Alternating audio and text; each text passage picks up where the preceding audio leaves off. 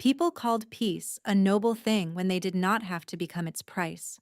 In songs, treaties were ink and wax, signatures under moonlight, elders bowing to one another while drums beat from safe distances. In practice, peace could be a woman in a wet dress, a silver chain clasped around her throat, and a child with cold fingers clutching her skirt so tightly that her hem tore in his fist. Peace could be a mother standing on a mountain road at dusk while her birth pack rode away without looking back, because to look back might force them to admit what they had done. By the time Valentina Darkhollow crossed the gates of Wildfire Court, rain had soaked through wool and skin and resolve. The oath chain around her neck was not heavy enough to bruise, which made it worse. It had been crafted to look ceremonial, polished links engraved with treaty runes, elegant as a bridal gift and twice as binding. Each step made it chime against the iron tag fixed at her collarbone, the small plate that named her status in three carved words. Tribute of Ashvale Pack. Tomas pressed himself to her leg. 5 years old, narrow shoulders, storm-dark hair plastered to his forehead. He had not cried during the handover. He had only stared at the backs of the men who had raised him and said nothing at all. At the border marker, Elder Corvin had touched Valentina's chin and spoken as if granting mercy. "You will keep your son fed. You will keep your son alive. 10 years of border peace in exchange. Do not pretend this is cruelty when it is duty." Her brother had stood 2 paces behind him, eyes on the mud. "Do not make this harder," he murmured, and she had wanted to laugh at the absurd tenderness of it. Harder than being traded, harder than hearing them call her womb a strategic asset while Thomas hid behind her knees. Now Wildfire guards took her inside with formal silence. No one grabbed her. No one struck her. The court's discipline had edges sharper than rage, and she felt them everywhere, in the exact angle of each bow, in the way every servant saw the silver at her throat before meeting her eyes. She was not a guest. She was inventory. 3 days into her placement, the storm lockdown came. Mountain thunder sealed the outer terraces and barred all hunts, all patrol rotations, all ritual movement between towers. At dusk, the chief steward found her in the lower nursery and gave her a ledger bound in cracked red leather. "You can read?" he said. "Yes. Then you are useful. Hall of Kings, portrait catalog revisions before moonrise. Take the child if you must, but keep him from touching frames." Valentina accepted the ledger because refusal had consequences she could not afford.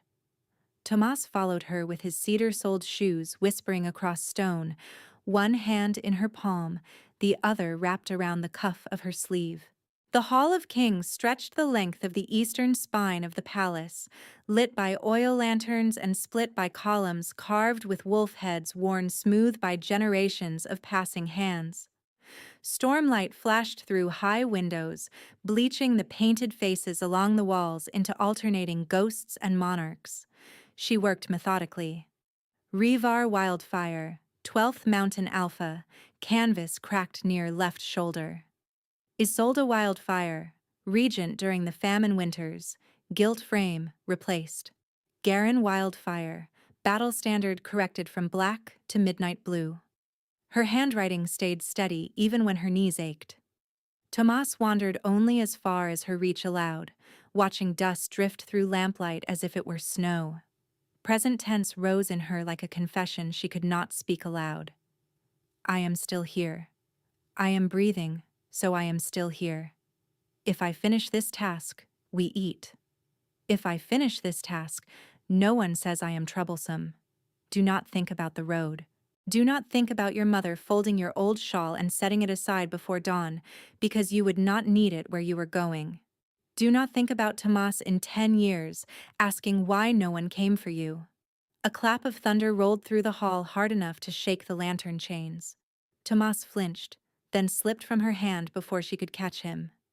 He padded toward a portrait half-shadowed between 2 pillars, a painting of a younger Cain Wildfire in war leathers, one hand resting on the pommel of a ceremonial blade, amber eyes fixed on a horizon the artist had never painted. Tomas, she whispered, moving fast but careful not to startle him. He lifted his small hand and placed his palm flat against the painted jaw. Papa, he said, clear as struck glass. The words stopped the room. Valentina froze so completely her breath hurt. Tomas had spoken scattered syllables for months, mostly at night, mostly in dreams. Nothing this clean. Nothing this certain. Her heart slammed once, then again, and she crouched beside him, fingers shaking as she turned him gently by the shoulders. What did you say, love? Behind her, a male voice cut through the thunder. Who gave him that name? She rose too quickly and nearly lost balance. Alpha King Cain Wildfire stood in the doorway at the far end of the hall, storm-dark cloak dripping onto the stone, 2 guards flanking him and then, very deliberately, stepping back. He was taller than rumor, broader through the shoulders, every line of him controlled in the way of men who understood exactly what fear did to a room and used it only when needed. His gaze did not leave Tomas. Amber bled into his irises as lightning flashed. Valentina bowed because instinct and survival demanded it, one hand still on her son's back. No one gave him that name, Your Majesty. Children repeat what they hear. He has never said it before. Cain crossed half the hall in unhurried steps. Up close he smelled of cedar smoke and rain and steel. He lowered himself to one knee in front of Tomas, with a care that struck Valentina as almost reverent, as if wild creatures required patience and honesty more than commands. What is your name, pup? Cain asked. Tomas stared at him, solemn and intent. Tomas. And who am I? A pause. Tomas looked back at the portrait, then at Cain's face, studying the same bone structure rendered in oil and flesh. Papa, he repeated, quieter this time. One of the guards made a sharp sound under his breath. From the upper balcony, silk rustled. Valentina glanced up and saw Celeste Stoneheart standing in the half-light, pale gown, immaculate, one hand gripping the carved rail so hard her knuckles blanched. Celeste was the court's expected bride, the woman whose name had moved through corridors beside Cain's for over a year. Her expression did not break. It hardened. Cain rose. His voice remained calm, but the air around it tightened. Steward Merrick will escort Lady Valentina and the child to the inner suite. No one questions the boy tonight. No one speaks to him without my leave. Celeste descended the nearest stair with measured grace and stopped 3 steps above the floor, high enough to avoid sharing level ground. Your Majesty, surely caution is wise. A tribute child makes a convenient story in unstable weather. Valentina kept her face blank. Tribute child. Not Tomas. Not boy. Cain turned his head only slightly. Storm nights breed foolish talk. Let us not contribute. Celeste smiled without warmth. Of course. The steward appeared within moments, suddenly eager, suddenly deferential, as if the hall itself had shifted rank around her. Rumor moved faster than wolves, and by the time Valentina reached the corridor outside the Hall of Kings, she heard it already in fragmented whispers from passing servants. Possible heir, moon sign, bought woman carrying royal blood.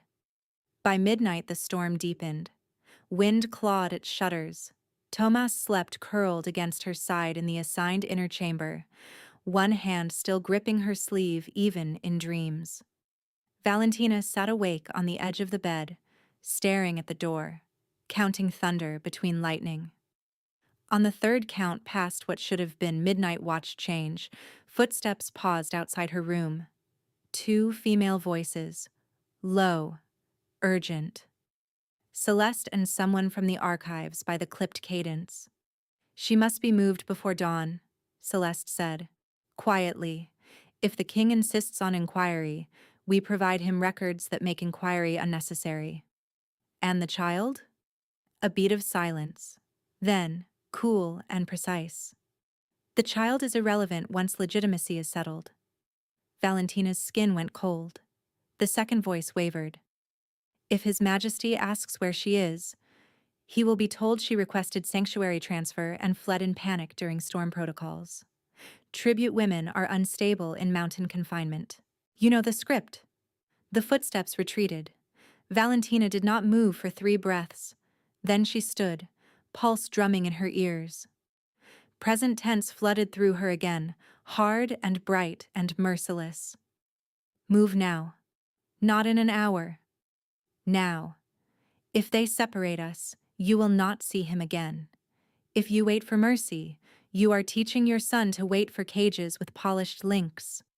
She wrapped Thomas in a wool cloak without waking him fully, gathered the portrait ledger from the table, and slid her feet into damp boots. The silver chain at her throat caught on the collar and scraped skin as she lifted him. He stirred, blinking, cheek pressed to her shoulder. "Where we goin'?" he mumbled. "Walking," she whispered into his hair. "Just a little walking." She eased the door open and listened. Corridor empty. Storm snarling through arrow slits. She took the servant stair instead of the main passage, counting landings from memory. 3 down to the archive wing, 2 across to the old chapel junction, 1 narrow hall to the western postern used by laundry carts in dry weather. Stone bit through her boot soles. Tomas grew heavier by the minute, warm and trusting against her chest. At the chapel junction, she nearly collided with a novice carrying oil. The girl startled, eyes dropping straight to the chain on Valentina's throat.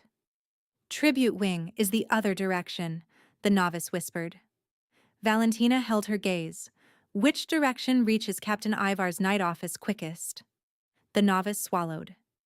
Stormlight flashed white across both their faces. Then she lifted her lamp and pointed left, toward a lesser-known corridor running beneath the council chamber. "That way, but the watch changed early. You may meet patrol." "Thank you." "Lady," the novice added, voice barely audible. "Go now." Valentina turned into the indicated passage and quickened her pace despite the ache in her arms. Behind her, somewhere high in the palace, a bell rang once, then twice, the signal for internal security movement. Not full alarm. Worse. Controlled containment. At the end of the corridor, shadows shifted. A guard stepped into view, then another, their cloaks marked with Stoneheart silver instead of wildfire black. Celeste had moved faster than she had expected.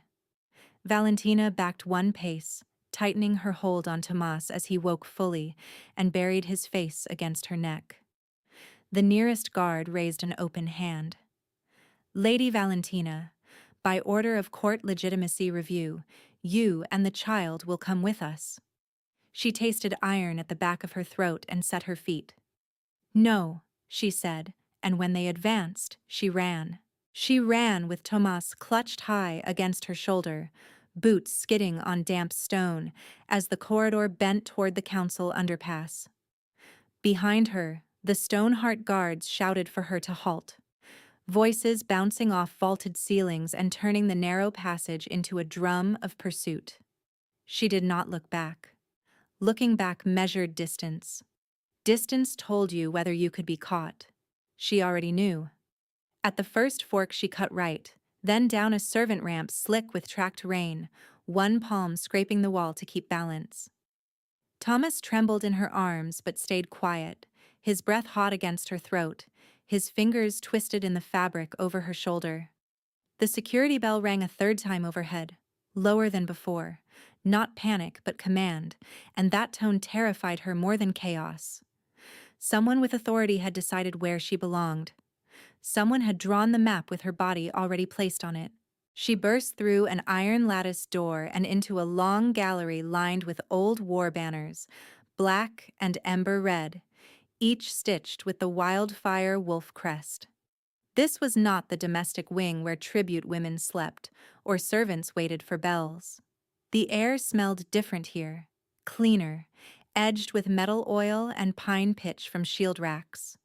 Weapons stood on open display between torch brackets, not ceremonial but maintained, functional, ready. She had reached the king's military spine without meaning to, and a harsh, practical thought flashed through her exhaustion. Good. Better a soldier's corridor than a noble's chamber? Two figures stepped from shadow at the far end, both in dark leather and wolf fur mantles, both carrying short spears angled low in disciplined warning. Their insignia was wildfire black, no Stoneheart silver thread anywhere. Personal guard, then. Crown guard.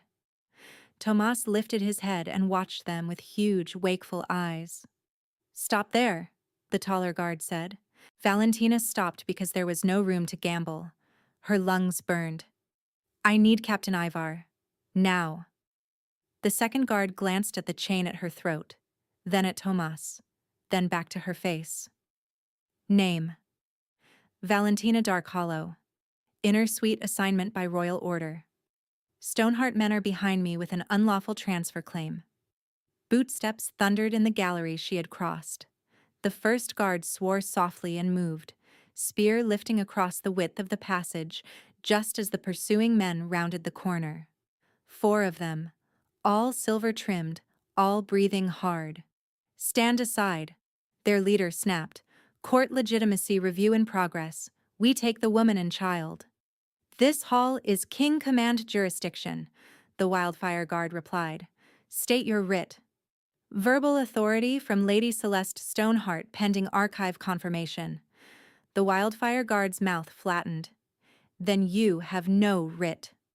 Tension tightened so quickly Valentina felt it like a drawn wire along her spine. Thomas turned his face into her neck again. She shifted her stance, protecting his back with her hand, and fought the impulse to bolt through whichever body gave her the smallest opening. She could run, yes. She could also be cut off in unfamiliar halls with no witnesses. The Stoneheart leader pointed at her collar tag. "She is treaty property. You obstruct treaty process at your own risk."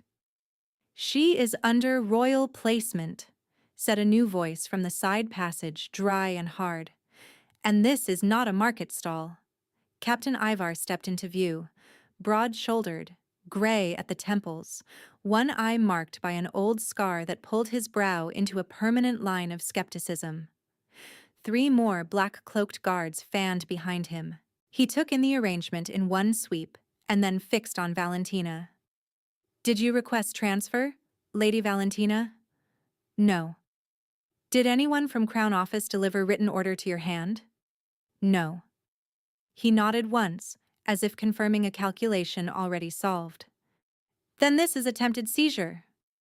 The Stoneheart leader bristled. "Choose your words carefully." Ivar did not bother looking at him. "Choose better orders." By the time the 4th bell pulse rolled through the stone, more boots approached from the upper stair. Slower, heavier. The cadence of men who did not rush because the room would wait for them. Every guard in the corridor shifted fractionally and lowered gaze. Valentina turned. Kane descended the last steps without escort fanfare. Wet hair pushed back from his forehead, sleeves rolled to forearms marked by faint rune lines that caught torchlight like embers under skin. He did not raise his voice. He did not need to. Authority traveled ahead of him like weather. "Report," he said. Ivar answered crisply. Stoneheart-aligned patrol attempted to remove Lady Valentina and the child from protected quarters without written writ. They entered Crown Ward corridor in pursuit. Kane's gaze slid to the silver-trimmed men. "Is that accurate?" Their leader swallowed. "My king," Lady Celeste acted to stabilize rumor. "We believed immediate separation prudent until records were reviewed." "Believed," Kane repeated, very quiet. "On whose right?" No one answered. Kane's attention settled on Valentina at last. She had expected judgment, or irritation, or at least visible calculation. Instead, she found something else in his expression, something taut and alert and deeply focused, as if every detail of her face mattered in ways she did not understand. His eyes were mostly human brown at first glance, then torchlight shifted and amber deepened through the irises, predator awareness surfacing for a heartbeat before receding. Thomas, Kane said softer. The boy peeked up. You're the picture man. A few guards made startled noises that they quickly smothered. Kane's mouth almost curved, not quite a smile, more the shape of one remembered from years ago. I am, he said. And this wing is mine. No one takes either of you from it. Valentina's knees threatened to give. Not from trust, not yet, but from the abrupt release of one immediate threat. She stayed standing by force. Kane looked back to the Stoneheart patrol. Drop weapons. Leave badges. Captain Ivar will confine you pending formal inquiry.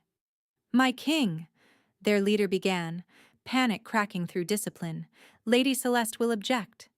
Then Lady Celeste may object in council where law is spoken aloud. Steel hit stone one blade at a time. Ivar's guards moved in, efficient and silent, and marched the men away through the same corridor where they had chased her minutes earlier. Only when they vanished did Kane step closer. You are shaking. Adrenaline, she said, hating the tremor in her voice. Fear. Both. He inclined his head, accepting correction as if she were an equal in this one precise fact. Come. Storm protocol ends at first moonbreak. I will not hide you in shadows and feed rumor. You will stand in open hall under my protection. The words should have sounded like command. They landed like challenge and invitation together, and that unsettled her almost as much as the chase. She adjusted Tomas on her hip. Open hall where? Moon Oath Banquet Chamber. Every noble already waits for scandal. Let them receive law instead. Present tense rose again, brutal and immediate, and she could not silence it. Keep moving, keep him breathing. Do not mistake one defended corridor for safety, but also do not refuse the only shield offered in public where witnesses can see. If fear chooses for you, fear will choose forever. She drew one steadying breath. Then we go now. Kane led them through the war wing into a vaulted antechamber where servants, alerted by Ivar, brought a dry cloak for Tomas and a cup of warm broth that made the child sigh against her shoulder. No one touched her chain. No one reached for her without asking. By the time they crossed into the banquet approach, rain had softened to a distant hiss along high windows, and the palace had changed from night panic to ceremony speed, attendants lighting moon oil braziers and setting silver bowls in exact alignments beneath carved wolf gods. The Moon Oath Chamber opened in concentric tiers around a central stone dais ringed with inlaid moonstone. Nobles in formal dark sat in ascending arcs, their whispers dying the moment Kane entered. Celeste stood near the priest rail in white and iron gray, every strand of her hair perfect, her expression composed enough to pass for devotion if Valentina had not heard her in the corridor. Her gaze touched Valentina, then Tomas, and sharpened into a blade. Kane did not take his throne immediately. He stood at the edge of the central ring and spoke, so every tier heard him. Storm rumor challenged crown order. We answer by right, not gossip. Treaty-born accusations and bloodline insinuations will be addressed under witness law. Until then, Lady Valentina and the child remain under my direct protection. Murmurs swelled, broke, and fell again. The high moon priest, old and thin as carved yew, raised both hands. Then let the opening covenant proceed. Tribute representative presents the treaty wine to Crown, and Crown affirms temporary safeguard until dawn review. Celeste's lashes lowered, hiding satisfaction too late. Valentina understood the trap as soon as ritual servants approached with the ceremonial goblet. Force her kneel. Force her in the old posture. Make the room remember the chain before they remembered the woman. Kane's jaw tightened, but he gave a single, rigid nod. Proceed. Valentina shifted Tomas to Ivar, who had appeared at her shoulder like a wall in human shape. Tomas made a distressed sound, reaching for her. She kissed his temple once. I am right here. The dais stone was colder than river ice through her knees. She lifted the goblet with both hands and kept her spine straight, refusing the bowed head posture expected of tribute. Cain descended one step to meet her, cloak brushing moonstone, his face unreadable from this close, except for the pulse beating hard at his throat. "By witness right," she said, voice carrying farther than she felt. "I present covenant wine for lawful safeguard." His fingers closed around her wrist as he took the cup. Heat surged up her arm so suddenly she gasped. It was not pain. It was recognition turned physical, bright as struck flint, racing through bone and blood in a violent upward line that collided with her heartbeat and forced it into a new rhythm that was not hers alone. Cain's breath caught on a sharp inhale. The goblet in his other hand shuddered, metal groaning under pressure. A low thrum built in her chest, ancient and terrifying and hungry for something she had never named. Awareness prickled along her spine. The animal part of her went rigid, every instinct oriented toward the male in front of her, as if the rest of the hall had dissolved. She smelled him too clearly, smoke and steel and rain-wet cedar threaded with a note that felt like home, remembered from before birth. Cain stared at her hand in his as though it had become a blade at his throat. Amber bled fully through his irises now, no human brown left, and the predator in him surfaced without apology. The goblet snapped at the stem with a crack that rang across stone. Wine splashed dark over his knuckles and the dais, but neither of them moved. Gasps rippled through the tears. Valentina tried to pull back and found she could not.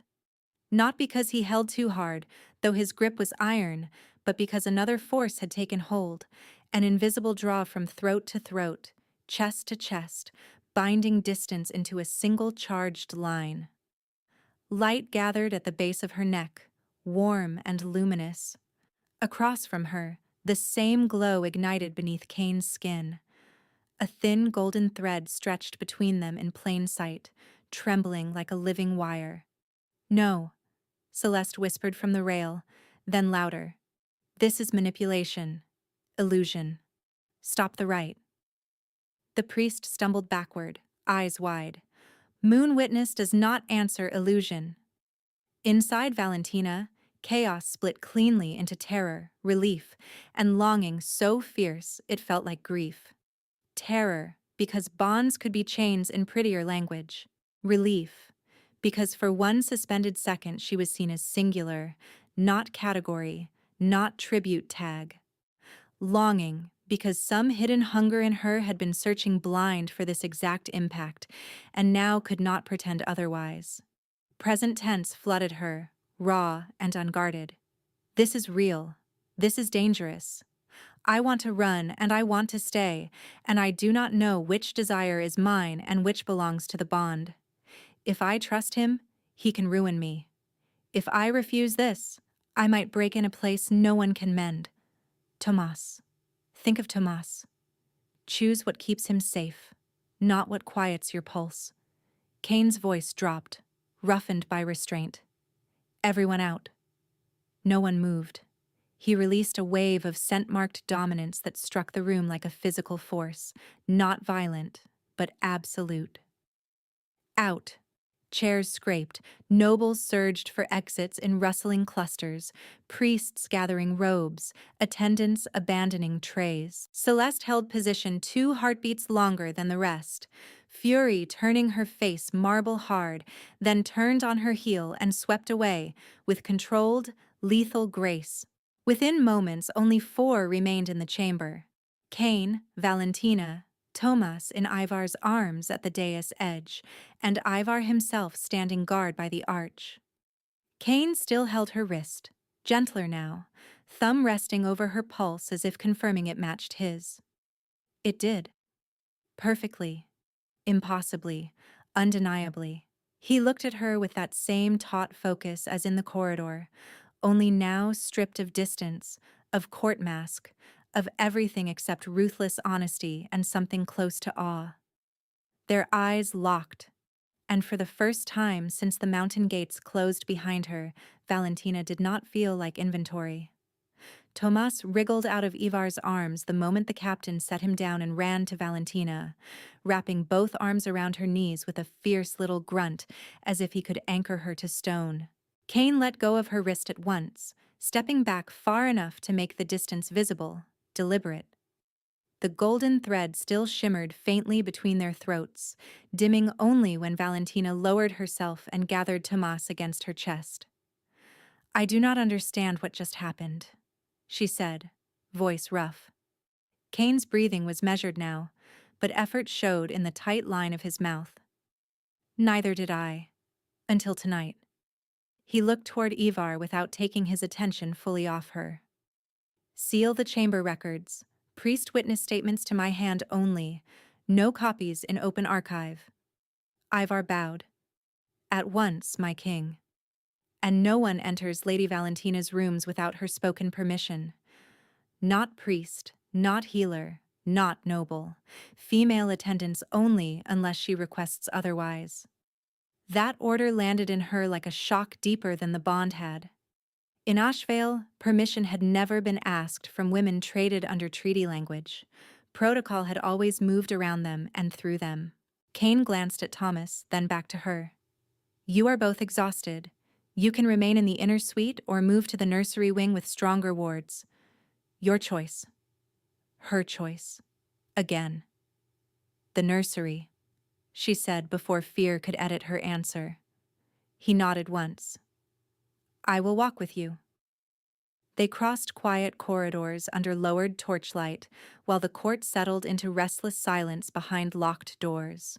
No servants appeared, no curious faces leaned from alcoves. Kane had cleared the route with military efficiency. Tomas fell half asleep on Valentina's shoulder by the second stair landing, warm and limp with trust she envied and feared. By the time they reached the nursery wing, wind had gentled to intermittent rain tapping high windows. The rooms were larger than her assigned chamber, built for royal litters and winter confinement, with thick rugs, cedar shutters, and old protective runes carved into the lintels. Kane stopped at the threshold and did not cross. "I will have blankets brought," he said. "And food." Valentina shifted Thomas carefully to the bed.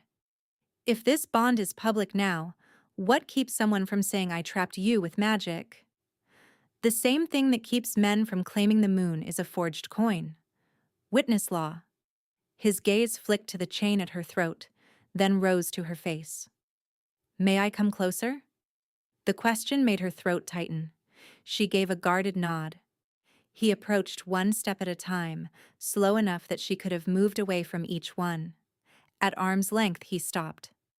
"That collar was treaty hardware. It is no longer lawful here." Her hand went instinctively to the silver links. "You can remove it?" "I can cut it." He drew his king sigil blade, short and broad, edge polished bright. "Only if you consent." She closed her eyes for one heartbeat. Present tense opened in her mind, unfiltered and fierce. Say yes, and you give him your neck. Say no, and you keep wearing Ashvale's claim. You have lived by choosing the least dangerous harm. Choose something else once. Choose the door that might open. "Yes," she whispered. "Cut it." He moved behind her with a restraint so careful it almost undid her. One hand hovered at her shoulder without touching until she nodded again. Steel slid between skin and silver with exquisite precision. A single hard snap, then another. The chain fell into his palm in two severed lengths, its little treaty tag striking the floor with a sound like a nail in a coffin. Valentina swayed, not from injury, but from the sudden absence of weight she had stopped noticing because it had never left her. Kane lowered the broken links onto a side table instead of discarding them. "Evidence," he said, reading the question in her expression. "If Ashvale challenges status, this enters the record as removed by Crown decree. No theatrics, no claiming gesture. Law and care in one motion." She touched the reddened skin at her throat. "Why keep distance if the bond is real?" His answer came after a pause that carried history inside it. Because power makes taking easy.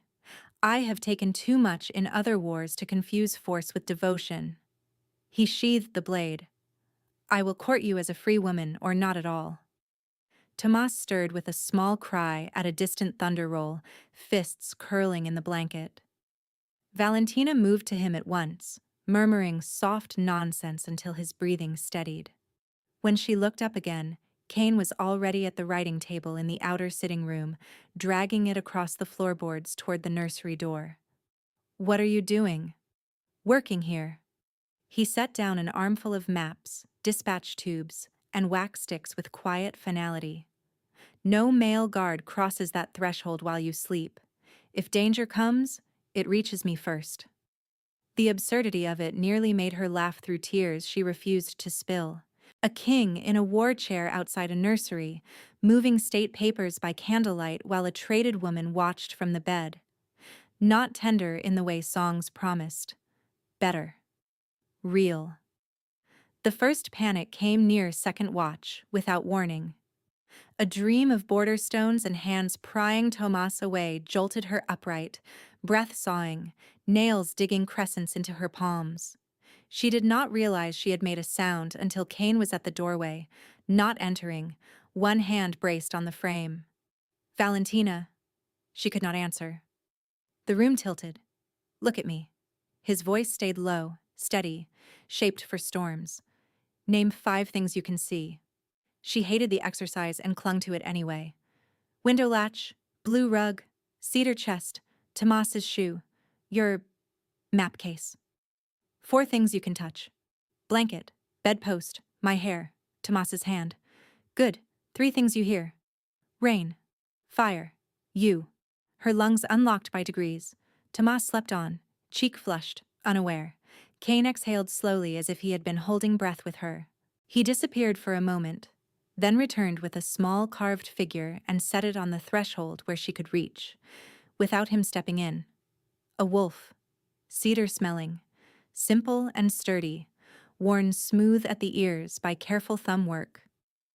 He cried at thunder in the lower nursery. Kane said, I remembered. You carve this tonight? During guard reports. She turned the little wolf in her hand, throat thick again for entirely different reasons. Thank you. He inclined his head and went back to the desk. She lay down with the toy tucked against Tomas's palm, watching candlelight carve his profile into shadow and gold while he worked through petitions he could have delegated, simply to keep his word about the door. By dawn, the rain had broken and the mountain air tasted like wet stone and pine ash. Valentina had slept in fragments. Kane had not slept at all. When the summons came, it came with full council seals. A senior herald in black entered the outer room, bowed to Kane, then to Valentina with visible effort, as though his spine had to learn a new protocol in real time. Emergency Legitimacy Council convenes in 1 hour. Petitioners request immediate public blood verification for the child. Tomas looked up from the floor where he had been making the cedar wolf hunt a folded stocking. Blood means needles? Valentina knelt and smoothed his hair. No one touches you without me. Kane took the summons, broke the wax, scanned the page, and his expression turned glacial. They request spectacle, not law. He folded the parchment with precise hands. Dress in court black. You will sit at my right. The herald blinked. My king, that seat is reserved for protected kin under ancient sanction. Council may contest, then council may read. An hour later, the chamber filled in layered ranks of velvet, fur, metal, and ambition. Morning light poured through the high slits and turned dust into visible currents above the round stone floor. At the center stood the dual circle, moonstone ring embedded in basalt. Around it, a half-crescent of council chairs rose by seniority. Kane took the crown seat at the apex and, before anyone could object, placed Valentina in the chair at his right hand. Tomas sat on a cushioned bench behind her with 2 nursemaids and Ivar guarding the aisle. The reaction was immediate and ugly in its restraint. Brows lifted, fans stilled, A council elder with silver braids leaned toward another and did not lower her voice enough. Tribute in kin seat. We are watching precedent rot. Cain heard. Everyone heard. He rested one forearm on the carved wolf head of his chair and spoke into the hush. Ancient Sanctuary Law, Clause 9, protected persons under Crown threat sit right of sovereign until inquiry concludes. Challenge the clause. Step into circle. No one moved. Celeste rose then, every line of her immaculate in frost blue silk. She carried a folio of documents tied in priestly white ribbon. No one challenges law, Your Majesty. We challenge contamination of law. Treaty status cannot coexist with mate designation. The records are clear. She handed the folio to the clerk, who passed it to the moon priest witness. Valentina watched the priest's eyes track lines of text, watched uncertainty flicker, then settle into procedural neutrality. Forged or not, the papers were crafted well. Celeste continued, voice silk over steel. For stability, we require transparent blood testing before all houses. If the child is unrelated, rumor ends. If related, then succession process begins correctly. Hidden chambers invite rebellion. Murmurs of assent rolled through 2 rows. Cain's hand tightened on the chair arm. Amber kindled in his gaze, predator close beneath skin. You ask for a 5-year-old to be handled like disputed livestock in a public chamber. I ask for confidence in the crown. You ask for theater. Celeste held his stare. I ask what duty demands. Valentina felt every eye slide to her and stay there, measuring posture, breath, weakness. In Ashvale, this was where men spoke over her while she stood as exhibit. Cain did not fill the silence. He looked at her once, brief and direct, and waited. The choice hit like a struck bell. Speak or be spoken. She rose. The chamber quieted further, shocked less by her movement than by the fact that no one had granted permission first. I will answer, she said. Her voice trembled on the first word and steadied on the second. I was delivered here in treaty chain under terms I did not negotiate. That is true. I was also recognized under moon witness in front of this court. That is true. You do not get to erase one truth with another because it suits your politics. An elder opened his mouth. Cain lifted one finger and the elder shut it. Valentina stepped forward 1 pace, enough for light to strike the fading red marks on her throat where the collar had been. If legitimacy is your concern, test my blood first. Privately, with sworn witnesses from 3 houses and temple record. If my testimony fails, proceed as law requires, but no one drags my son into the center of this room to soothe noble anxiety. The room shifted, subtle but real. Not surrender. Recalibration. Celeste's smile thinned. How moving. Maternal rhetoric is not statute. Neither is forged scripture, Valentina said before caution could stop her. A sharp intake circled the chamber. Celeste's composure cracked by a fraction. Cain stood. The motion carried the weight of verdict. Petition amended. Lady Valentina has volunteered primary blood testimony under sealed witness protocol. Accepted. He looked across the tiers, voice hard enough to ring. Any person who refers to her as tribute in this chamber again will enter dual circle or lose speaking rights for this session. A younger noble scoffed, too loud. You would duel half the council for a mountain stray? Cain descended the 2 steps to the circle edge, gaze gone feral, something ancient looking out through his eyes. Name yourself and step in. The noble blanched and sat down so quickly his chair struck stone. Silence held. Then held longer. Cain returned to his seat but did not sit immediately. He turned to Valentina, and when he spoke, his tone belonged to private rooms, not public tribunals. Do you wish to continue today or adjourn until noon? Not command. Consent. In front of everyone. Valentina met his gaze and felt, for the first time, her guard lower by choice instead of fatigue. "Continue," she said. "I am done being moved in the dark." He gave a single nod and sat beside her, not in front of her, while clerks prepared sealed bowls and witness seals under the unforgiving clarity of morning light. Clerks in dark sashes set 3 shallow moonstone bowls on the witness table, each lined with fresh linen and stamped wax tabs. The high priest checked seals with shaking fingers, then looked to Valentina instead of Cain. "By amended petition, primary testimony begins with your blood, Lady Valentina. You may refuse and request adjournment. If you proceed, results enter Royal Succession Archive and Temple Archive, both under dual seal, restricted to Crown Hand and designated temple adjudicators. Do you proceed freely?" Valentina held his gaze. Freely. Cain did not interrupt, but she felt him beside her, watchful as a drawn bow. When the ritual blade was offered, she took it herself, opened her palm in one clean stroke, and let 4 drops fall into the first bowl. Silver light stirred through the liquid, then threaded into a narrow band of gold that settled at the rim. Witnesses leaned forward. One elder pressed knuckles to her mouth. The priest whispered the old verification line. "Blood recognizes sovereign mate current. Not binding, but lawful." Celeste's chair scraped stone. She rose with controlled precision, carrying a second folio Valentina had not seen her bring in. Lawful under ordinary conditions, perhaps, not under treaty surrender consecration. She handed the folio to the clerk with almost tender care. Temple records from Ashvale confirm she was ritually designated transferable issue under border compact.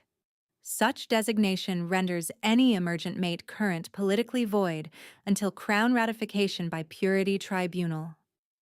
A murmur rippled through the chamber, not disbelief, but hungry comprehension. This was not accusation by temper. This was accusation by structure. Valentina watched the moon priest untie the white ribbon. The pages looked old at first glance, edges dusted, ink browned. Yet one seal sat half a finger width too high, where Ashvale priests always stamped lower to clear the lunar crest. She knew because she had copied those records as a girl when her mother cleaned scriptoria after dark. Celeste had built a lie from excellent materials and trusted no one poor enough to notice the angle. Cain spoke with a calm that carried the threat underneath. "Produce chain of custody witnesses for these documents." Celeste turned, and 2 archivists stood from the 3rd tier. The first was a broad-shouldered man Valentina recognized from lower records. The second was the woman from the midnight corridor, the one whose voice had wavered outside her door. Now she kept her chin level and eyes blank. "Archivist Pell, Archivist Nara," Celeste said. "Both received the packet from Ashvale Courier lockbox at dawn and entered it under provisional seal. Their signatures are attached." Pell bowed sharply. Nara bowed a beat late. Celeste faced the council again, each word laid like fitted stone. "I seek no cruelty. I seek continuity. If treaty contamination touches succession, every allied pack can challenge wildfire legitimacy by winter. We require an immediate purity tribunal in the temple vault before this chamber certifies anything further." There it was, at last, in daylight. She did not merely want Valentina removed. She wanted Cain cornered into choosing between the woman the moon had recognized and the crown that kept the mountain from fracture. If he chose Valentina publicly without temple ratification, rivals could call civil breach. If he chose the crown, Celeste could step forward as the stabilizing noble solution she had always advertised. Dangerous did not mean loud. Dangerous meant she could make ruin sound responsible. The priest looked between them, old eyes clouded by protocol and fear. "Temple law does permit emergency purity review when treaty and mate status conflict." Cain's jaw tightened. "Temple law also permits deferral by sovereign order when minors are implicated." "No child enters the vault," Celeste replied smoothly. "This concerns only the woman's status and the kingdom's survival." Valentina felt every stare settle on her again, weighing whether she looked like survival or threat. The cut on her palm throbbed in rhythm with the faint bond pull at her throat. She stood before either side could claim her silence. "Then I want the chain entered into evidence first," she said. "The one removed from my neck by Crown decree last night. I want the cut links and treaty tag logged before we move one step toward your vault." Kane turned his head slightly, something fierce and approving in the glance he gave her.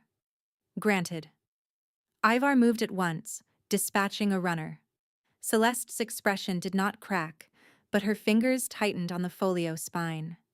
By the time the runner returned with the severed oath chain wrapped in black cloth, noon bells had begun beyond the high windows, each stroke rolling through stone like a verdict not yet spoken. The chain was unwrapped on the witness table. The tag gleamed dull silver, tribute of Ashvale Pack. The cut marks were clean and unmistakable. The priest logged it with trembling script, then pressed temple wax over the entry. Celeste watched the record dry. A removed collar does not erase consecration. "It does expose coercive status," Valentina said. "Status is not sentiment." Kane stood. "Enough in this chamber. We move to the temple vault under full guard. Captain Ivar controls access. No private consultations. No substitutions of incense, seals, or vessels without my consent." Celeste inclined her head. "As my king commands." The transfer through inner corridors happened in rigid procession. Priests first, then clerks with lockboxes, then Valentina between two female temple attendants, then Kane and Ivar with crown guard fanning the rear. Tomas remained in the council nursery annex under nursemaid watch and triple ward marks on the lintel, because Kane had ordered it in a tone that made even elders step aside. Valentina hated leaving him, yet the choice was clear. Better a warded room than a chamber built for legal fire. Halfway down the temple passage, Kane drew level with her without breaking stride. The corridor narrowed where old roots pressed behind stone, and torchlight painted moving gold along his cheekbones. "You can still halt this," he said quietly. "I can suspend tribunal and bear the political damage myself." She gave a short, brittle breath that might have become a laugh in a kinder life. "You mean, start a border crisis by sunset?" "I mean keep you out of a trap." She glanced at him. "You think it is a trap, too." "I think Celeste does nothing she cannot defend in writing afterward." They walked 3 steps in silence. Then Kane spoke again, lower, stripped of court polish. "Her house has no direct claim unless she binds to mine. She has spent 2 years building allies on the promise that she will become queen consort and govern succession committees. You are not just an emotional inconvenience to her, you are a structural collapse." Valentina absorbed that, each word settling with cold clarity. "So if I fail in that vault, she gets what she always wanted." "If you fail in that vault," he said, "I burn the process and take the cost." She looked forward, pulse hard, bond humming where the golden thread had been. "No, I am done being moved in the dark." Her mind sharpened into present tense as they descended the final stair. "I am afraid. I am also awake in a way fear never allowed before. If I step back now, she writes the story, and I spend 10 years answering her version of my life. If I step forward, she can still cut me with law, but she has to do it in light. I want his hand. I want distance. I want both because wanting has never been safe for me. Keep the pieces simple. Breathe. Watch details. Survive the room you are in, then the room after that. Tomas is warded. Tomas is safe. Walk." The temple vault lay beneath the oldest wing, round and high-domed, carved from black mountain stone that drank sound. Moonfire braziers burned in 6 alcoves, their silver flames casting no smoke. At the center stood the oath ring, a circle of pale stone inlaid with wind channels cut into the floor itself. Above it, a vent lattice opened to a narrow shaft of daylight. Priests took stations. Clerks placed lockboxes along the outer wall. Ivar posted guards at both doors and personally checked each seal before nodding to Cain. Celeste moved like someone entering her own drawing room, serene, devotional, perfectly placed. The high priest lifted both hands. Emergency purity review under sovereign witness. Subject enters ring freely. No force, no touch, no interruption once invocation begins. Valentina stepped into the ring. Cold rose through her soles. The bond line at her throat warmed in answer, subtle but constant. Cain remained just beyond the boundary, close enough that she could read the restraint in his posture, the held violence he would unleash if any hand reached for her without right. Celeste approached the incense stand with a small-lidded censer cradled in white cloth. "Temple blend," she said to the priest, prepared for contamination diagnostics. Ivar's head turned at once. That vessel was not on the approved list. Celeste did not look at him. Substituted under priest authority when your king amended the petition. The priest hesitated, then nodded, uncertain. "I did authorize a diagnostic blend." Cain's voice dropped to iron. "Open it?" Celeste lifted the lid. A pale vapor curled upward, faintly sweet, faintly bitter. Nothing dramatic. Nothing that screamed danger to untrained senses. Yet Valentina saw the thin green tint at the base, wrong for standard moon herb, and her stomach tightened. Invocation began. Priests chanted the old lines in braided cadence. The censer was hung on a short chain above the ring and set to swinging. With each pass, vapor streamed down in narrow veils that should have dispersed through the vent channels. Instead, the smoke gathered low around Valentina's knees, then climbed. The first breath burned her throat. She coughed once and forced herself still. The second breath hit harder, a metallic sting behind her eyes. Around the ring, 3 priests recoiled. "Wolfsbane trace," one blurted. "I smell wolfsbane." Celeste's hand flew to her mouth in practiced shock. "Moon preserve us." Cain took one step toward the boundary. 2 senior priests raised staffs across his path on pure reflex, faces bloodless. "Sanctum law," the high priest said hoarsely. "If contamination manifests inside the ring, sovereign cannot enter until verdict is declared." "Then declare the source," Cain snapped. Celeste turned to the chamber, voice ringing with righteous grief. "The rite has answered. Whatever bond appeared in banquet was corrupted. We must quarantine her aura before it spreads through the line." Valentina's vision blurred at the edges. Not collapse. Not yet. But pressure closing in. Through the haze she tracked details. The censer chain was newer metal than temple stock. Polished bright where old chains were matte. The hook knot matched the ribbon knot from Celeste's forged folio, and the vent shutters above had been pinned half closed, forcing smoke downward. Manufactured. Layered. Planned. She tried to speak and coughed again. "Vents," she rasped. "Open the vents." No one moved. Priests were already backing away from the ring, fear overtaking training. Clerks clutched lockboxes to their chests. One began reciting contamination penalties under his breath, as if saying the words made them true faster. Cain's gaze locked on hers, amber gone incandescent. Every muscle in his body coiled against a law he had not written but had sworn to uphold. "Valentina, listen to me." The outer doors boomed as quarantine bars dropped into place from both sides, sealing stone to stone. Inside the ring, smoke thickened to a green-silver shroud around her waist, and Celeste lifted her chin like a woman watching a crown lower toward her own head.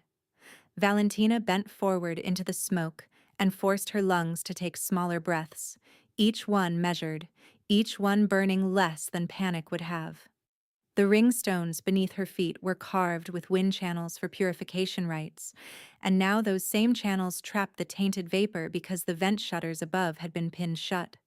Celeste had not gambled on chance. She had designed this. "High Priest," Celeste said, Voice carrying cleanly through the vault. You heard the witness? Wolfsbane trace inside a sanctum right. The law is explicit. Containment, nullification, and immediate sentence for sacred contamination. The high priest looked stricken. Nullification pending source determination. The source stands in the ring. Cain hit the staff barrier hard enough to rattle both priests. He did not cross the line, but the force of him shook the room. You will not pronounce sentence while the vessel hangs there. Ivar, seize it.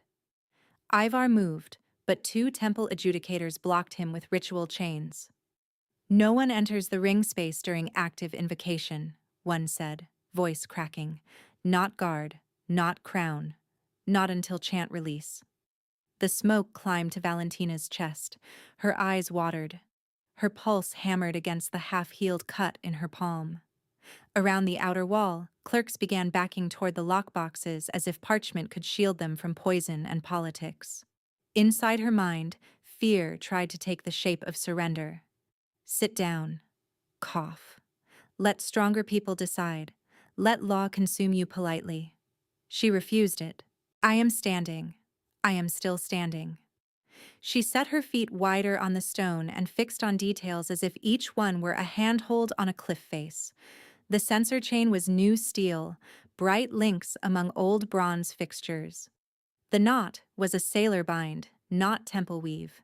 The vent latch above the eastern alcove had wax on it, temple red over fresh scoring. Pel's left sleeve bore a faint dusting of green at the cuff. Nara's lips were trembling, not with righteous outrage, but with dread. Open the vents, Valentina rasped again. No one moved. Celeste clasped her hands at her waist and looked almost sorrowful. Do not struggle, Valentina. Struggling destabilizes contaminated aura. Think of your child and make this clean. The cruelty in that softened tone struck hotter than the smoke. Valentina lifted her head. You do not get to speak his name. Then she made the choice that altered the room. She dropped to one knee, pressed her bleeding palm to the moonstone channel, and called the wind line she had practiced in secret while Tomas slept and storms walked the mountain. Not magic as spectacle, craft as grammar. Breath, pulse, intent, and the old invocation the nursery attendants whispered over fevered pups. Stone remembers sky, she said, voice rough and low. Sky remembers breath. Carry what does not belong. For one suspended beat, nothing answered. Then the carved channels under her hand flashed silver white, and a hard updraft tore through the ring from below, whipping her hair across her face and yanking the smoke column sideways. The censer swung violently. Stop her! Celeste snapped. Cain's voice crashed over hers. No one touches her. Valentina stood into the wind she had called and seized the hanging chain with her free hand. The metal scorched her palm. She gritted her teeth and pulled, not with arm strength alone, but with the new pressure building beneath her ribs, the alpha current the bond had woken and she had feared naming. Links screamed. One snapped, then two. The censer dropped, struck the stone, and split. Green powder spilled across white in a bright, damning stain. The high priest struck the release sigil on the outer plinth with the heel of his hand. Emergency chant release, he shouted. Invocation collapsed. No touch boundary lifted. Record it now. The ritual chains dropped from the adjudicator's hands with a sharp metallic clatter. Ivar crossed the perimeter at once, boot grinding the powder flat while he barked, Contain sample. Do not let anyone sweep this. He held up two gloved fingers dusted green. Wolfsbane concentrate, milled fine. The vault erupted into overlapping voices. That was not temple blend. Who authorized substitution? Seal the doors. Cain stepped to the ring boundary and met Valentina's eyes, raw relief and lethal purpose braided together in his expression. Can you breathe? She nodded once, cough tearing through the gesture. Enough. By the time the noon bell gave its final echo from above the mountain, the smoke had thinned, and the vent pins had been pried free by Ivar's guards, sending the last bitter residue up the shaft. Priests clustered around the broken vessel while clerks logged chain provenance, powder color, and witness positions in frantic script. Valentina did not wait for protocol to recover. She crossed the ring line on shaking legs and walked straight to the evidence table where Celeste's folios sat under partial seal. "Do not touch those," Celeste said sharply. "They are consecrated archive copies." "Good," Valentina answered. "Then Truthfire won't harm them." She lifted the top page, held its seal edge over a moonfire brazier, and watched. Genuine priest ink silvered under heat. The mark on Celeste's page blackened, bubbled, and stank of resin binder. Counterfeit. A murmur rolled through the vault like distant thunder. Valentina held the ruined seal high. "This is forged." Celeste's composure finally fractured. "You are an untrained treaty woman handling sacred documents you cannot interpret." Valentina turned to the archivists. "Pell, Nara, look at me." Pell stared at the floor. Nara's eyes met hers and darted away. "You both signed chain of custody," Valentina said, voice gaining strength with every word. "Under Moon Witness, false attestation is oath crime. Speak now, and I request sanctuary protection.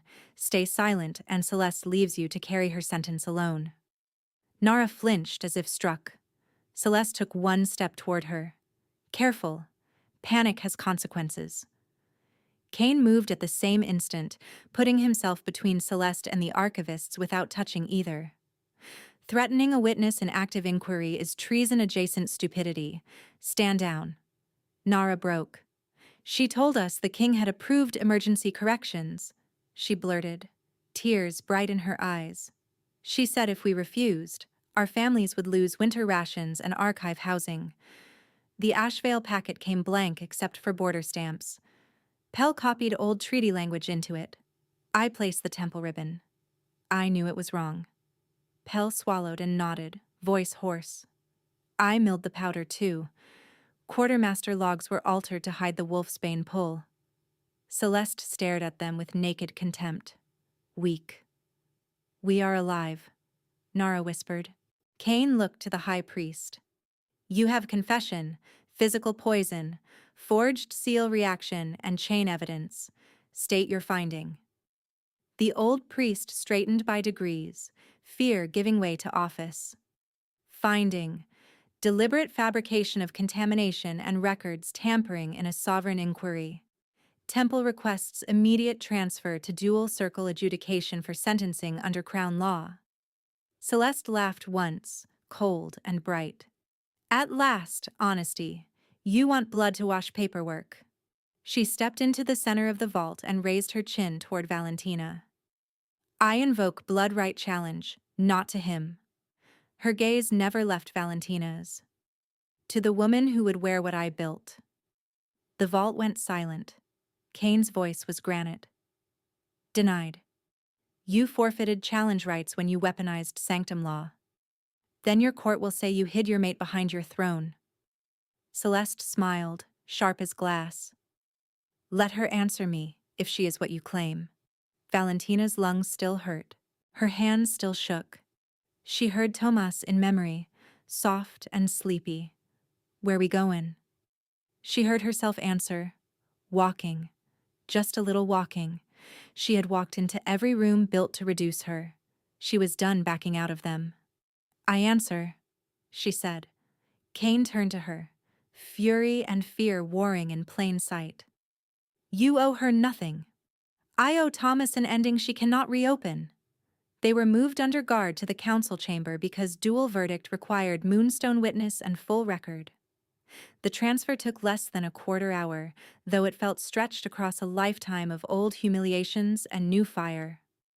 Nobles crowded the tiers in breathless rows by the time Valentina and Celeste entered the circle. No blades were issued. This was blood-right restraint combat to submission. Celeste rolled her shoulders, balanced and trained, confidence restored by familiar ritual geometry. Valentina remembered the treaty yard in Ashvale, the bored guard who taught her how to break a wrist grip so she could defend grain carts from thieves, and then laughed when she learned too fast. The adjudicator dropped his hand. Celeste lunged first, elegant and vicious, aiming to drive Valentina backward into the moonstone lip. Valentina pivoted, took the strike on her forearm, and turned with it, catching Celeste's wrist, then elbow, then shoulder in one continuous lock. Celeste hissed and twisted low, trying to sweep her leg. Valentina shifted weight and rode the motion, dropping her center of gravity exactly as the old guard had drilled into her 100 times. 3 breaths. A hard turn. Celeste hit the stone on one knee. Gasps burst from the first tier. Celeste snarled and surged up, catching a fistful of Valentina's sleeve, nails biting through fabric. Valentina stepped inside the hold and drove her palm to Celeste's sternum, not to injure, to unbalance. When Celeste staggered, Valentina hooked her wrist again, twisted, and pinned her flat with controlled pressure between shoulder blades. "Yield," Valentina said through clenched teeth. Celeste laughed against the stone. "To you?" Valentina dragged her, resisting and furious. The last 2 feet to the moonstone set at the ring's center and forced Celeste's palm onto it. The stone flared cold white. "State intent," the adjudicator intoned. Celeste fought to pull free. Valentina increased pressure by a measured degree. "State it." Celeste's voice cracked on the first word, then sharpened into hatred. "I would rather burn the kingdom than watch her crowned." The moonstone amplified the confession, sending it through the chamber in a clear, resonant echo that left nowhere to hide. Silence followed, vast and absolute. Cain descended into the ring but stopped 1 pace from them, keeping his hands at his sides, honoring the verdict as Valentina's to complete. Judgment. Valentina released Celeste and stood, chest heaving. Celeste pushed up to kneel, hair loose, face white with rage. Celeste spat the words like venom. "You were bought." Valentina met her gaze without flinching. "I was sold once. I am never for sale again." She turned to the adjudicator. "Sentence, title stripping, estate seizure to Crown Trust, and exile binding beyond Wildfire borders under oath brand. If she re-enters, the brand burns and alerts every border post." Cain's voice carried to the back wall. "So ordered. Enforce immediately." Guards closed in, not rough, not gentle, iron in human form. Celeste did not scream. She held Valentina's gaze as the oath brand was set to her wrist and flared silver red, then dimmed to a waiting line. When they led her from the circle, she looked smaller than she had in the vault, and more dangerous for knowing she had truly lost. Yet the law held this time, witnessed and spoken aloud.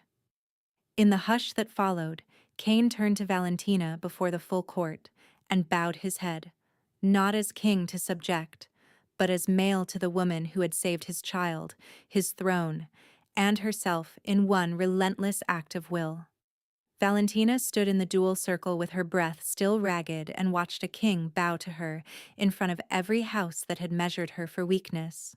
The chamber remained silent long enough for the silence itself to become witness. Then Cain straightened, turned to the adjudicator, and his voice resumed the formal cadence of rule. "Record final dispositions now. Chain evidence, forged folios, altered quartermaster logs, vent pin tampering, and powder sample go under Crown Temple dual seal before sunset. No private copies." The clerk, who had been shaking all morning, wrote with sudden fierce precision. Ivar took the evidence satchel himself. The severed oath chain and tag were wrapped in black cloth and marked as Exhibit 1. The split sensor, green residue, and fresh links were sealed as Exhibit 2. Celeste's blackened forged pages, with the heat-bubbled counterfeit seal and the too high stamp placement still visible, became Exhibit 3. Pell and Nara were escorted to sworn holding as protected witnesses, not prisoners, their statements to be transcribed before moonrise. Cain looked back to Valentina. "Will you walk with me now, or do you need the healers first? She glanced to the nursery arch where Thomas had appeared in Ivar's arms, hair tousled, face worried and awake despite the hour. She held out both hands. I walk if my son walks with us. Tomas ran into her. Cedar Wolf clutched in one fist, and Kane's expression softened into something private and unguarded before he masked it again for court. They left the chamber together under full witness, not hidden, not hurried. By the second night after the tribunal, the palace had gone quiet in a way it had not since she arrived, as if stone itself had unclenched. In the sanctuary chamber, ward runes glowed pale along the nursery lintel, while Thomas slept in the adjoining alcove, one arm around his carved wolf, Ivar posted beyond the outer door by his own request. The room smelled of cedar oil, clean linen, and the faint metallic sweetness of moonfire. Kane stood near the hearth without crown or cloak, only dark shirt open at the throat where old scars crossed new skin. Valentina faced him with the same scarlet ribbon he had used to tie the broken treaty chain evidence bundle, now folded and set aside on purpose, transformed from restraint to record. Neither of them touched first. Once we do this, he said, voice low, the bond settles completely. No political argument can unmake it. Is there any part of you that still wants distance? His answer came without hesitation.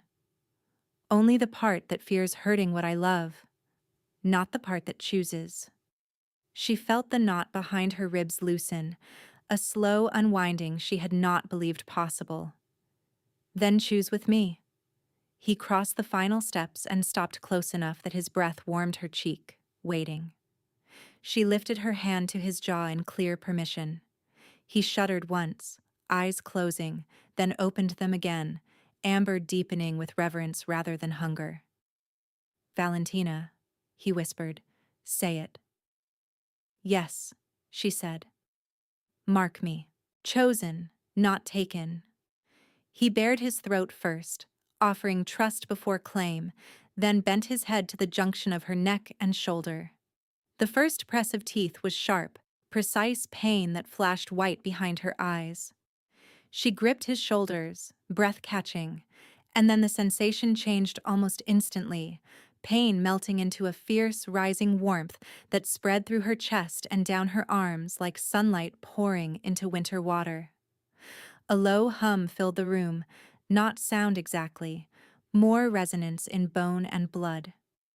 The mark flared hot, then settled to a deep pulse that matched his heartbeat. Mine. He breathed against her skin, the word rough with awe. She trembled, one tear escaping despite herself, not from fear this time, but from relief so complete it hurt. When he drew back, his mouth was blood-warm and gentle, his restraint absolute even in power. She cupped his face in both hands and guided him down. Yours, she whispered. Now be still. She turned him toward the moonfire so she could see clearly, then leaned to his throat, just above the collarbone where pulse met shoulder. Her bite was less practiced, harder at first. He hissed at the sting, hands locking at her waist, but did not move away. She adjusted, held, then released with care, tasting iron and cedar and the wild, clean edge of him. Heat surged through the bond in answer, brighter than before, a two-way current finally completed. Mate, he said, forehead resting against hers, the marks ignited together. Gold and silver light spiraled from skin to skin in twin sigils, circling their throats, then sinking beneath their sternums like embers finding a hearth. The mental link opened with startling clarity. Not words, but impressions layered and unmistakable. Her memory of Tomas's first papa in the portrait hall. His memory of seeing her chain cut and wanting to burn every treaty ledger in the mountain. Her fear of ownership. His vow against taking. Their shared certainty, steady and unforced, that this bond was covenant, not cage. She swayed as the current settled, and he gathered her against him at once, lowering them both to the rug beside the hearth. They stayed there, breathing each other in, his palm spread over the new mark at her shoulder, her hand resting over the answering mark at his throat. In the next room, Thomas turned in sleep and murmured once, then settled again. The runes on the doorframe held a calm, silver glow. Cain pressed a kiss to her brow. "I would have accepted your no." "I know," she said. "That is why you got my yes." At dawn, the Reformation Council convened in the same chamber where she had once knelt with treaty wine. This time Valentina stood at Cain's right by proclamation, her mark visible, and spoke first by her own demand. Nobles filled the tiers. Priests lined the rail. Nara stood with witness guards but no restraints, pale and resolute. Pell stood beside her, shoulders bowed, ready to accept sentencing. Valentina's voice carried cleanly. "Person for peace treaties end today across Wildfire and allied pacts. No woman, man or child, will be exchanged as diplomatic property under my authority. Sanctuary accords replace tribute contracts. Violations become crown crimes." An elder rose to object on trade precedent, then saw Cain's gaze and chose caution. The high priest lifted the record tablet instead. "Temple ratifies. The forged files are null. The original Ashvale courier packet, recovered blank except for border stamps, has been entered to archive with chain of custody corrected." Ivar presented each evidence bundle in order. Exhibit 1, the cut oath chain, was logged, then lowered into a ceremonial iron coffer labeled "Abolished Instruments" to remain in public record vault as legal precedent. Exhibit 2, laboratory analysis of the wolfsbane powder and resin binder traced to Stoneheart stores. Quartermaster amendments were reversed in open ledger. Exhibit 3, counterfeit folios and burned seals were stamped fraud under Moonstone Witness.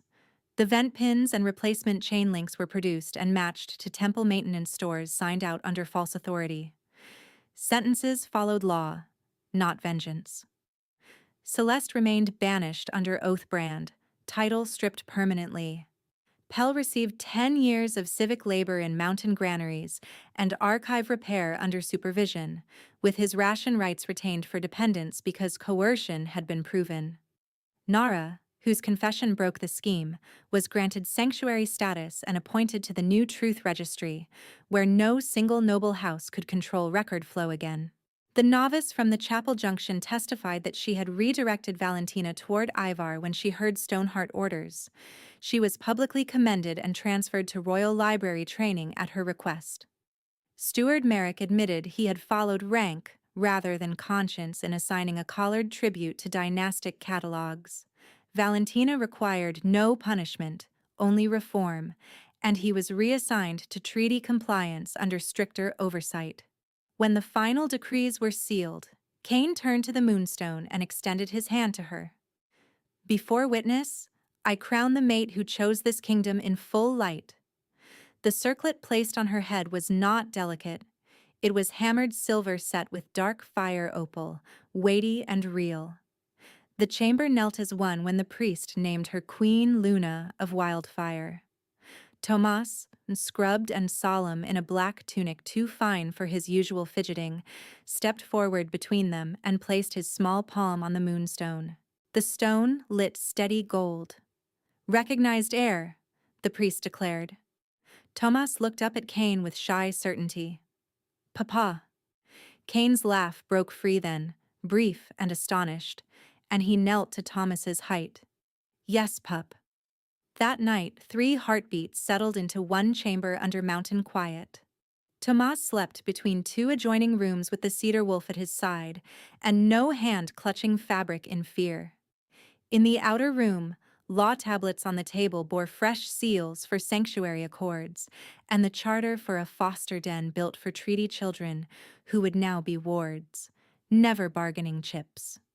Valentina stood at the window in her plain night robe, crown set aside, mark warm at her throat. Cain came behind her and wrapped both arms around her waist, resting his chin on her shoulder. No court watched. No ritual demanded posture. The bond moved between them, steady as breath. She covered his hands with hers and smiled into the dark glass where all three of their reflections could be seen. She had been sold once. She had chosen to stay.